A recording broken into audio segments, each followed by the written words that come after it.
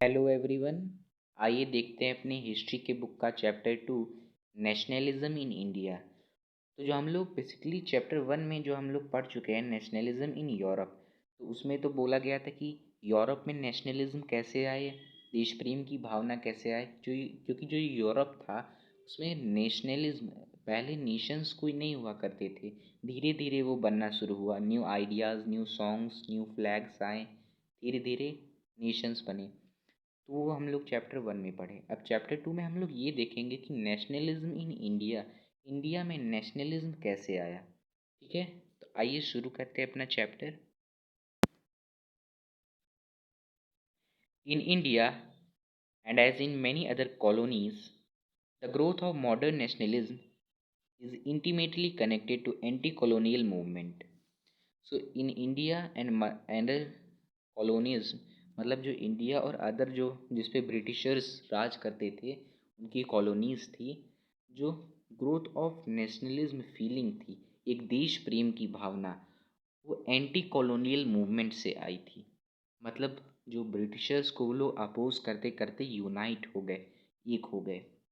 और जो कांग्रेस अंडर महात्मा गांधी, जो कांग्रेस काम करती थी, महात्मा गांधी उसने भी काफ़ी मूवमेंट्स, काफ़ी स्ट्रगल किया फ्रीडम के लिए, काफ़ी एंटी कॉलोनियल मूवमेंट्स चलाए। तो ये जो हम लोग चैप्टर, इस चैप्टर में मेनली हम लोग 1920s का तो हम लोग पढ़ चुके हैं। मेन इस चैप्टर में हम लोग पढ़ेंगे non cooperation and civil disobedience movements.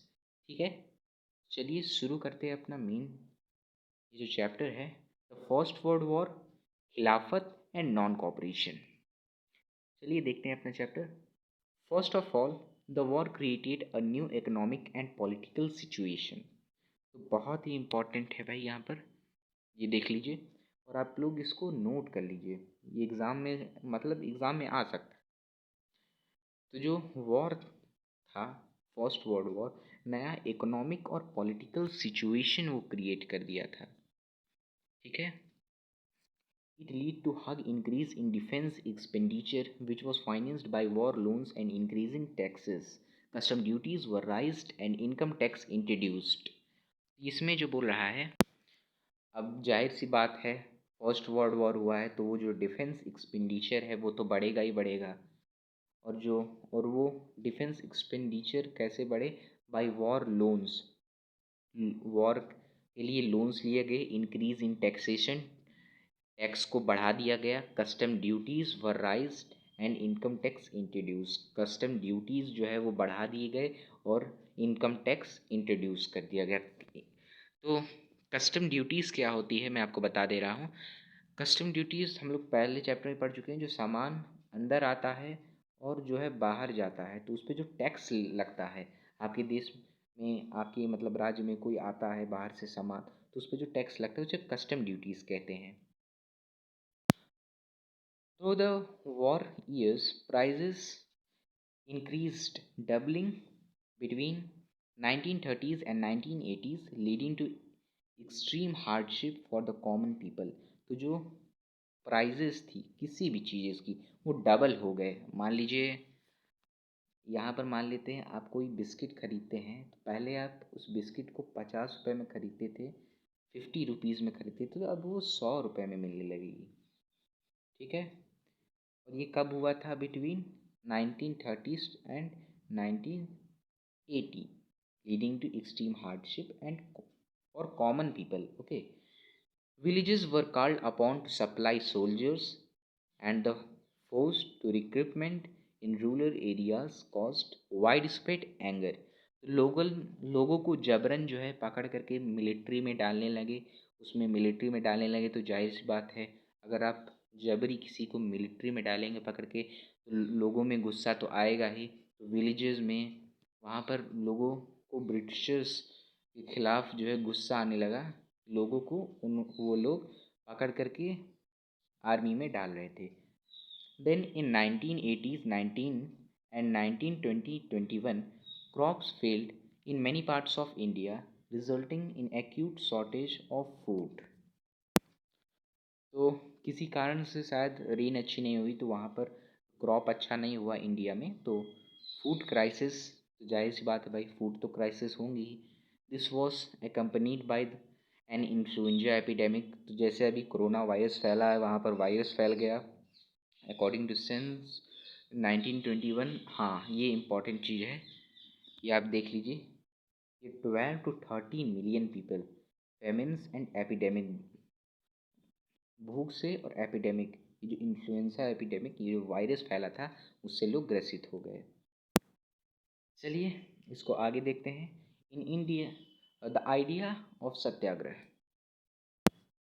Mahatma Gandhi return to India in January 1915। बहुत इम्पॉर्टेंट है, आप इसे नोट भी कर लीजिए। मैं तो आपको यही कहूँगा, 1915 में साउथ अफ्रीका से जो है महात्मा गांधी लौट आए थे इंडिया में, और इसी दिन जनवरी के दिन 1915 आए थे। तो जनवरी में हम लोग ये, तो उस दिन हम लोग भारतीय प्रवासी दिवस भी मनाते हैं। मतलब जितने भी लोग हम लोग के देश के बाहर गए हैं, तो वो लोग को हम लोग याद करते हैं, और वो लोग हम लोग के देश में सहयोग करें। लोग जितने भी बाहर गए हैं वो वापस लौट के आ जाए। तो हम लोग भी एक तरह से जनवरी के दिन, मतलब जनवरी के महीने में हम लोग मनाते हैं। क्यों? क्योंकि उस दिन महात्मा गांधी रिटर्न आए थे, साउथ अफ्रीका से वो आए थे। ठीक है, आइए देखते हैं आगे। और उन्होंने साउथ अफ्रीका में काफ़ी काम भी किया था। उन्होंने रेसिस्टिज्म, मतलब वहाँ पर जो गोरे काले पे भेद होता था, चमड़ी को लेकर के भेद होता था, तुम गोरे हो तुम काले हो, तो उस पे सत्याग्रह के थ्रू उन्होंने काफ़ी काम किया था। तो हम लोग इसमें यही देखेंगे, व्हाट इज़ सत्याग्रह। ये बहुत इम्पॉर्टेंट पैराग्राफ है। मैं आपको तो यही कहूँगा कि आप इसे नोट कर लें या फिर अंडरलाइन कर लीजिए अपने बुक में कि व्हाट इज़ सत्याग्रह। सत्याग्रह क्या होता है, ये इसमें बताया गया है। The idea of satyagraha emphasise the power of truth and the need to search for truth. It suggested that if the cause was true, if the struggle was against injustice, then physical force was not necessary to fight the oppressor. Without seeking vengeance or being aggressive, a satyagrahi could win a battle through non-violence. तो यहाँ पर बोला गया है, जो idea of सत्याग्रह है वो power of truth से आता है, और need to search for truth, और सर्च ट्रूथ को ढूंढने के लिए जो सत्याग्रह की पावर आती है वो सत्यता से आती है, ट्रुथ से आती है। पहले तो आप ये देखिए, सत्याग्रह होता है, सत्याग्रह मतलब सत्य के लिए आग्रह। आदमी को खुद ये रियलाइज करवाया जाए धारणा दे करके, मतलब सत्याग्रह जिसमें कोई वॉयलेंस ना हो, और आदमी को खुद रियलाइज करना पड़े कि मतलब नहीं, आप ये गलत कर रहे हैं, उसे सत्याग्रह कहते हैं। तो गांधी जी ने साउथ अफ्रीका में ये सत्याग्रह किया था। It suggested that if the cause was true, मैंने आपको बताया कि अगर जो लोगों पर जुल्म हो रहा है वो सही है, सचमुच में अगर जुल्म हो रहा है, और स्ट्रगल जो हमारा है वो अगेंस्ट इनजस्टिस, मतलब जस्टिस लोगों के साथ नहीं हो रहा है, उसके खिलाफ है, तो फिज़िकल फोर्स नेसेसरी नहीं है फाइट करने के लिए। मतलब ज़रूरी नहीं है कि हम लोग फिज़िकली ही जो है, मतलब झगड़ा करके, लड़ाई करके हम लोग उसको रियलाइज़ करवाएं कि नहीं आप गलत कर रहे हैं। इसे सत्याग्रह कहते हैं। विदाउट सीकिंग वेजेंस और बीइंग एग्रेसिव, हुए बिना सत्याग्रही कुड विन। और वो जो सत्याग्रही होता है, जो सत्याग्रह आंदोलन करता है, वो विन कर जाता है, जीत जाता है, जो चाहता है वो करवा देता है। यही गांधी जी ने भी किया था। बहुत इम्पॉर्टेंट है। By this struggle was bound to ultimately triumph. मैंने बताया था ये स्ट्रगल सीधे आपको जो है वो जीत दे देगी। Mahatma Gandhi believed that this धर्म of non violence could unite all Indians. और महात्मा गांधी सोच रहे थे कि इस धर्म से सब लोग एकत्रित हो जाएंगे, एकजुट हो जाएंगे, एक हो जाएंगे। After arriving in India, Mahatma Gandhi successfully organized Satyagrah movement in various places. In 1970, he traveled to Champaran in Bihar to inspire the peasants to struggle against the oppressive plantation system. तो ये महात्मा गांधी 1917 में travel कर गए वो चंपारण बिहार में। तो बिहार में एक जगह है चंपारण, आप इसको याद कर लीजिएगा। वहाँ पर पीजेंट्स का साथ देने के लिए महात्मा गांधी गए।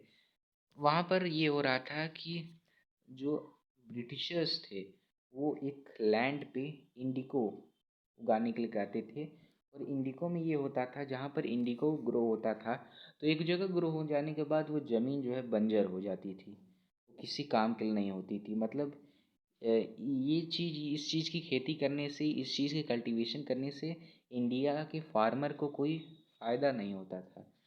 तो इसके खिलाफ गांधी जी जो है मूवमेंट चला रहे थे इसके खिलाफ, ताकि इंडिगो ग्रोना ब्रिटिशर्स बंद करवाए इंडियाज़ फार्मर्स पे। कहाँ पर? बिहार के चंपारण में। Then in 1970s, then in 1917 he organized a satyagrah to support the peasants of the Khada district of Gujarat affected by crop failure and a plague epidemic। बहुत important है। इन 1917 में जो है गांधी जी वो सत्याग्रह किए सपोर्ट में पीजेंट्स के सपोर्ट में खाड़ा डिस्ट्रिक्ट गुजरात में। क्यों? क्योंकि जो क्रॉप फेलियर हो गया था उस समय 1917 में, और प्लग एक वायरस आ गया था, प्लग एपिडेमिक। तो इस पे भी महात्मा गांधी ने काफ़ी मदद की और सत्याग्रह भी उस पे किया था। द पीजेंट्स ऑफ खाड़ा could not pay the revenue and were demanding that revenue collection be relaxed. In 1918, Mahatma Gandhi went to Ahmedabad to organize a satyagrah movement amongst cotton mill workers। तो जो खाड़ा district के peasants थे वो कह रहे थे कि उनसे रेवेन्यू ना ले जाए, और वो जो रेवेन्यू लिया जा रहा है, रेवेन्यू कलेक्शन किया जा रहा है, वो माफ़ कर दिया जाए, जो कुछ भी पैसा पीजेंट से लिया जा रहा है। और जो महात्मा गांधी हैं वो चले गए हमदा ऑर्गेनाइजेशन सत्याग्रह, अहमदाबाद सत्याग्रह करने के लिए 1918 में। Emerging amongst cotton mill workers, cotton mill worker के सपोर्ट में। ठीक है, आइए आगे हम लोग देखते हैं the Rowlatt Act. Rowlatt act